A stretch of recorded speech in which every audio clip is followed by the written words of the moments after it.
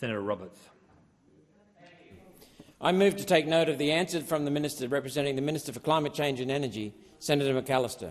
My question was quite simple. How much is the government's net zero policy going to cost just for firming?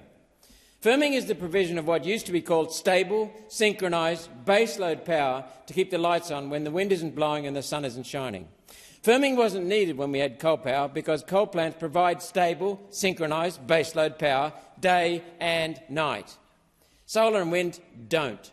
AEMO estimates Australia will need 65 gigawatt-hours of firming to guarantee grid stability. Depending on the time of year, that storage will need to be refilled each day to get the grid to the next night, including most of the evening and morning peak hours. Australia's energy consumption in 2023-24 shows that in summer for the morning peak hours we needed 36 gigawatt-hours of power, and for evening peak hours 28 gigawatt-hours. So AEMO's figure of 65 gigawatt-hours of firming is about right.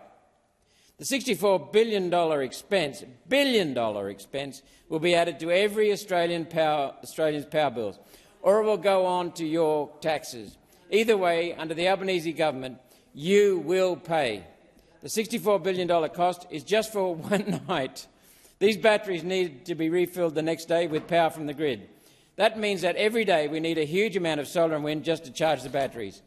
One wet day preventing large-scale generation from solar and wind means the batteries will not be recharged, resulting in blackouts and energy management that I'll discuss tomorrow.